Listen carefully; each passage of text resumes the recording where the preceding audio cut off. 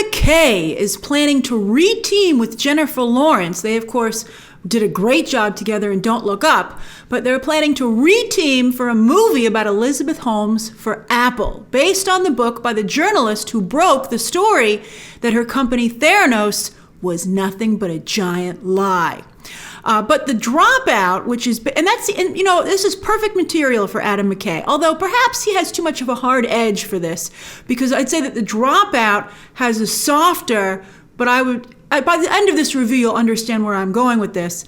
But I think that that's actually a better approach for this story. Because I don't know, I think Adam McKay, based on his track record, I think that a lot of audiences don't like being hit on the head with hard truths. So maybe The Dropout with a little bit of sugar makes the medicine go down easier.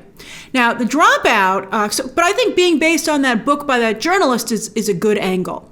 But The Dropout is based on the Emmy-nominated podcast from ABC News. And The Dropout is so good and so thorough, I would think there would be no point for a Lawrence McKay movie after this. However, considering how Pam and Tommy, also on Hulu, also a weekly release, has been completely ignored despite its high quality across the board, I think that it might also have something to do with the R or even X-rated nature of its content. So maybe The Dropout will do a little bit better. But, maybe Lawrence and McKay can still go ahead, because not that many people will have seen The Dropout. I mean, will anyone see their movie over on Apple? But who cares? Because I think the main objective there is to get Jennifer Lawrence another Oscar nomination and maybe even another win. And McKay, of course, is going after that directing win. And so far, it's not working out for him, so he's just going to keep trying, like Christopher Nolan. Now, when it comes to awards, every year it's difficult to fill the female acting categories because there still aren't a lot of great roles for women in film, which is sad. And it's even worse for women of color. And I think, hopefully, I'm going to bring up two examples and they're white women. So I hope that we get some more great roles on television for women of color.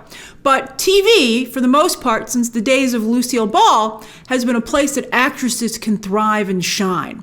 And just like Lily James does a wonderful job in Pam and Tommy, but she does a better job towards the back end of that series, and I think people are falling off watching it, so they're not seeing her incredible work. It's so frustrating.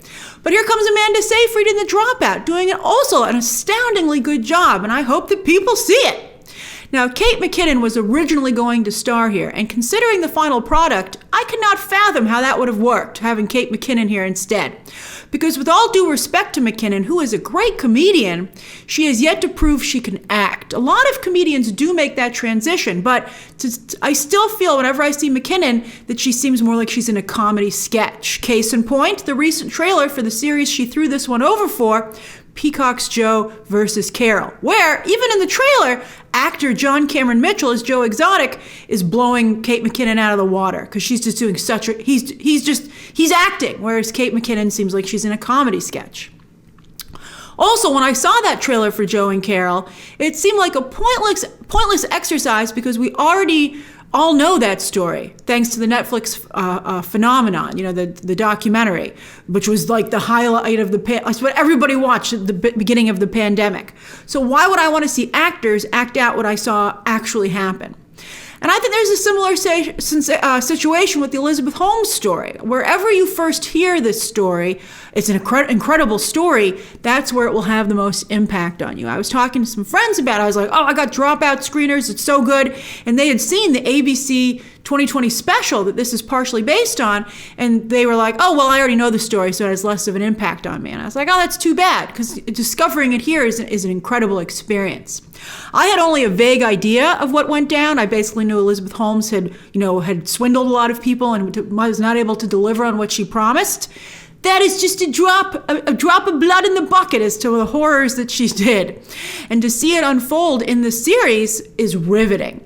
But again, I got to binge it. When they give us the screeners, we can binge it. And I know that people like the weekly release because it's supposed to get people talking about the show, but it's clearly not working for some content. And I think Pam and Tommy should have dropped all at once. And I feel maybe The Dropout should be dropped all at once.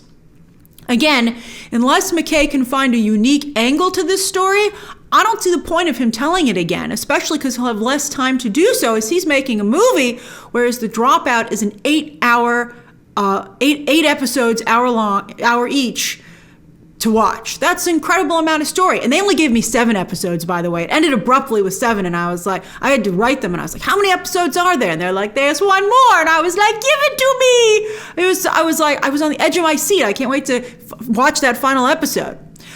So 8 episodes. Is there that much story? Well, there is, because The Dropout is very well structured. It actually is kind of like 3 different movies in one. The first few episodes focus mainly on Seyfried as Holmes. And the 1-2 punch of Seyfried's very strong performance and seeing a female character as the star of a game-changing tech story is like really cool. I would say Seyfried's performance is up there with Jesse Eisenberg and Michael Fassbender's, both Aaron Sorkin movies, by the way. But while Mark Zuckerberg and Steve Jobs are both volatile and controversial figures themselves, particularly Zuckerberg, but I mean, as evil as Zuckerberg is, he did actually accomplish something. He did actually do what he said he would. And unfortunately, sometimes he does do what he said he's going to say he's going to do. But the woman of the group is the one who's the giant fraud. That's very upsetting. And but the idea that she wouldn't be is exciting. So you can see why many people in academia, business, and the media were so eager to believe that she was the real deal. And the series offers commentary on how damaging Holmes has been to the image of women in tech and business. And that commentary is delivered searingly by Laurie Metcalf as the female professor who sees right through Holmes rather than being charmed by her as so many, let's face it, men were. And then fascinatingly, those same men refuse to believe that this attractive woman conned them, so they just get deeper into the situation. Because they don't want to admit that happened to them, that they had an error in judgment. It's really interesting stuff. And while I imagine it would be easy and tempting to play Holmes as a self-centered villain, Seyfried and the creative team on The Dropout make the brilliant choice to actually make her sympathetic. I think a lot of that is thanks to Seyfried. And to see how this woman, who genuinely meant well, but was under tremendous pressure. She wanted to be like her heroes, and so many people in Silicon Valley made it big while in college. And she ended up becoming the greatest con artist in the history of Silicon Valley. And that story suddenly becomes relatable, especially when you think of today's instant gratification culture, with social media and wanting to be famous now and to be a success now and not wanting to do any of the work. It's really, really interesting. Seyfried, who got her big break in Mean Girls almost 20 years ago, playing the Ditz, has been stuck playing that type of role ever since. I mean, she impressed everyone with her recent turn in Mank, and she was even Oscar nominated for that role, deservedly so. But there, she was still, she had more depth to the role, but she was still playing the blonde Ditz.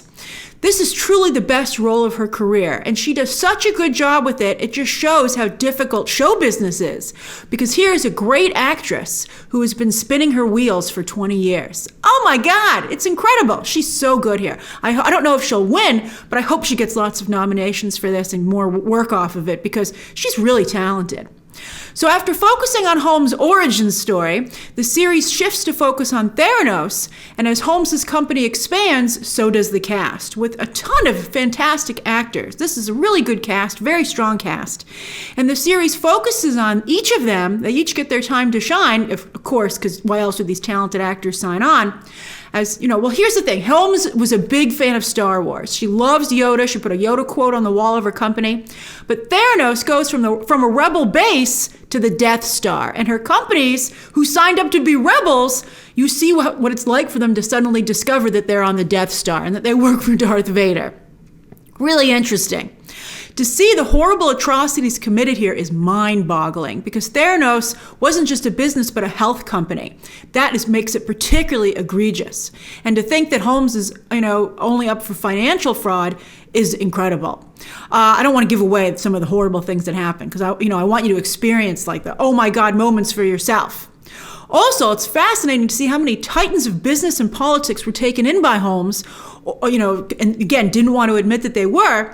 Or in the case of David Boies, a very famous attorney in the United States, it's another example of extremely questionable behavior on his part. I mean, he also represented and protected Harvey Weinstein for years, and he's just a horrible person.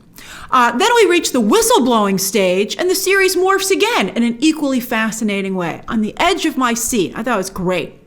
One aspect I enjoyed, because it's crazy to think that stuff like this still happens. These things seem like things of the past century, but they are still happening. But for some reason, we don't really get to see because again, everyone just glosses over the surface of things today. So it's really interesting to see that this stuff is still, it's very All the President's Men, but it's still happening today. This was only a few years ago.